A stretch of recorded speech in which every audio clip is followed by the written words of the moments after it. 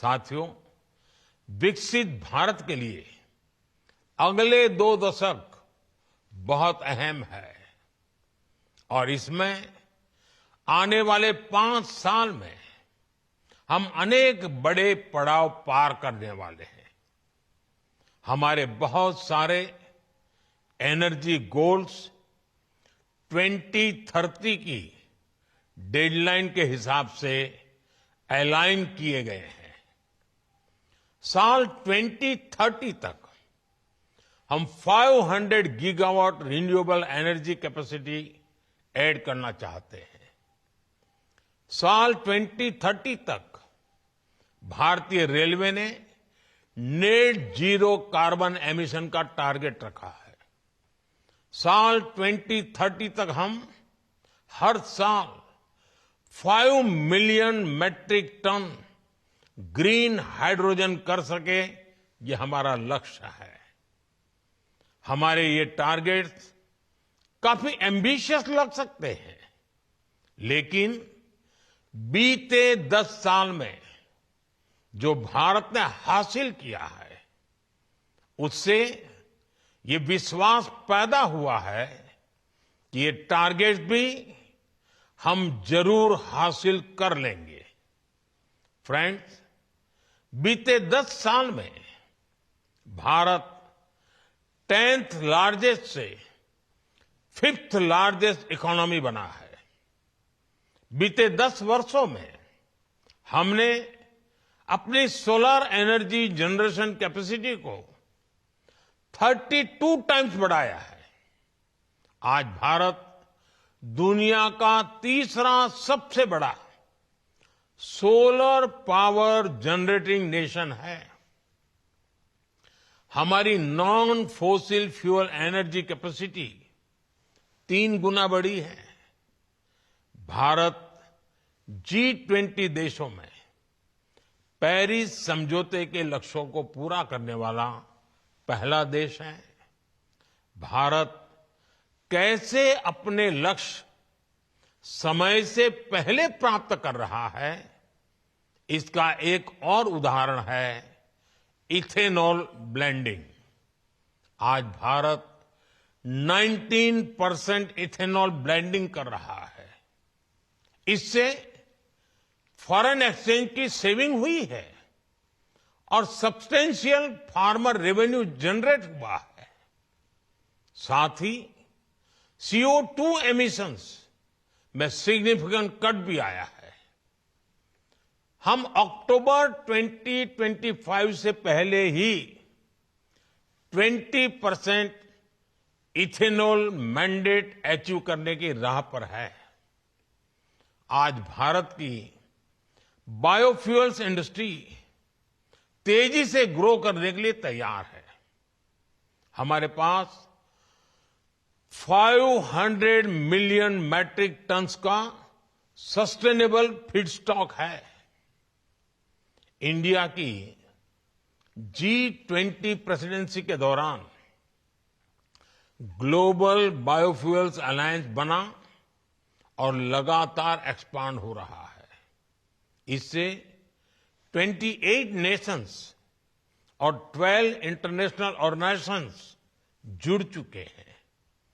ये वेस्ट को वेल्थ में ट्रांसफॉर्म कर रहा है और सेंटर्स ऑफ एक्सीलेंस सेट कर रहा है। साथियों, भारत अपने हाइड्रोकार्बन रिसोर्सेज के पोटेंशियल को पूरी तरह से एक्सप्लोर करने के लिए निरंतर रिफॉर्म्स कर रहा है।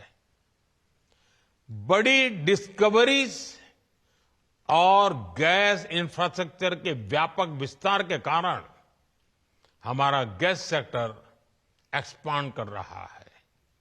इससे हमारे एनर्जी मिक्स में नेचुरल गैस का शेयर बढ़ा है। भारत अभी 4th लार्जेस्ट रिफाइनिंग हब है और हम अपनी कैपेसिटी 20% तक बढ़ाने में जुटे हैं। साथियों, हमारी जो सेडिमेंट्री बेसिन्स है, इसमें कई सारे हाइड्रोकार्बन रिसोर्सेज मौजूद है। इनमें से कई का पता चल चुका है और कई ऐसे हैं जिन्हें खोजा जाना बाकी है, जिनका एक्सप्लोरेशन बाकी है। इंडिया का अपस्ट्रीम सेक्टर और आकर्षक हो, इसके लिए सरकार ने open acreage licence policy OALP बनाई है। एक्सक्लूसिव इकोनॉमिक जोन को खोलना हो या सिंगल विंडो क्लियरेंस सिस्टम बनाना हो, सरकार ने इस सेक्टर को हर तरह से मदद दी है। Oil fields regulation and development act में हुए बदलाव के बाद अब स्टेक होल्डर्स को पॉलिसी स्टेबिलिटी, एक्सटेंडेड लीजेस और इंप्रूव्ड फाइनेंशियल टर्म्स की सुविधा भी मिलेगी। सरकार के इन रिफॉर्म्स के कारण समुद्री क्षेत्र में ऑयल और गैस रिसोर्सेज की खोज करने, इनका प्रोडक्शन बढ़ाने और स्ट्रेटेजिक पेट्रोलियम रिजर्व्स को मेंटेन करने का काम आसान होगा।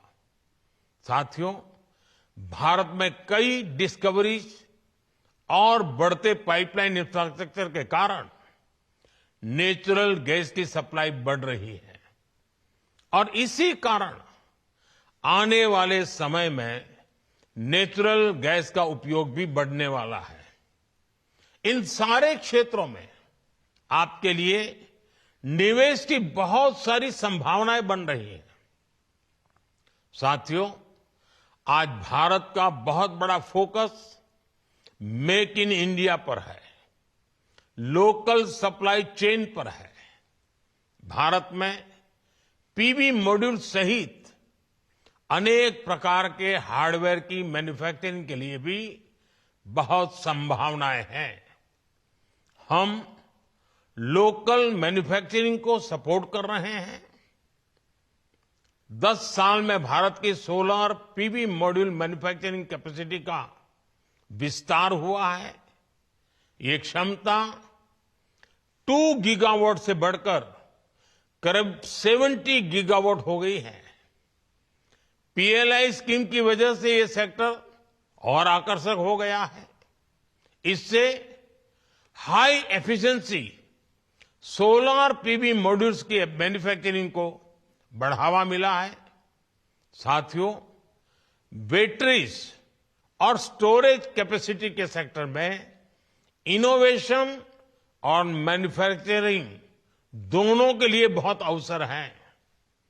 भारत बहुत तेज गति से इलेक्ट्रिक मोबिलिटी की तरफ बढ़ रहा है। इतने बड़े देश की डिमांड पूरा करने के लिए बैटरीज और स्टोरेज कैपेसिटी के क्षेत्र में हमें बहुत तेजी से काम करना है। इसलिए इस वर्ष के बजट में भी हमने ग्रीन एनर्जी को सपोर्ट करने की संबंधित अनेक घोषणाएं की है। सरकार ने ईवी और मोबाइल फोन बैटरी की मैन्युफैक्चरिंग से जुड़ी कई चीजों को बेसिक कस्टम ड्यूटी से बाहर किया है। Cobalt powder, lithium ion battery waste, lead, zinc ऐसे अनेक क्रिटिकल मिनरल से ड्यूटी हटा दी गई है।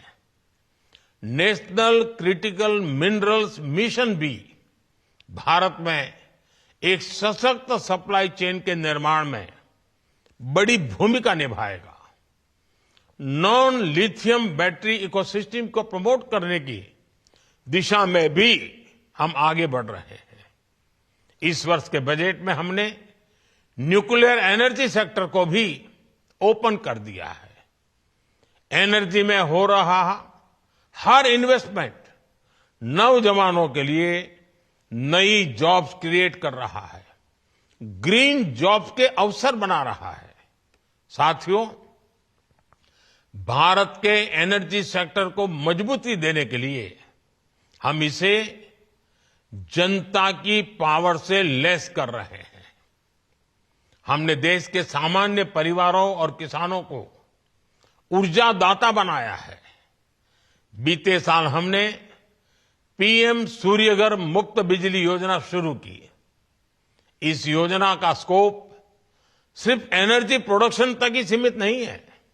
इसमें सोलर सेक्टर्स में नई स्किल्स बन रही हैं, नया सर्विस इकोसिस्टम बन रहा है और आपके लिए निवेश की संभावनाएं भी बढ़ रही हैं। साथियों, भारत ऐसे एनर्जी सॉल्यूशंस देने के लिए कमिटेड है जो हमारी ग्रोथ को एनर्जाइज करें और हमारे नेचर को भी एनरिच करें। मुझे विश्वास है इस एनर्जी वीक से भी इस दिशा में कुछ ठोस रास्ते निकलेंगे। मुझे उम्मीद है कि आप सभी भारत में बन रही हर संभावना को एक्सप्लोर करेंगे। आप सभी को बहुत बहुत शुभकामनाएं। धन्यवाद। For more such videos, subscribe to the NewsX YouTube channel, hit the bell icon.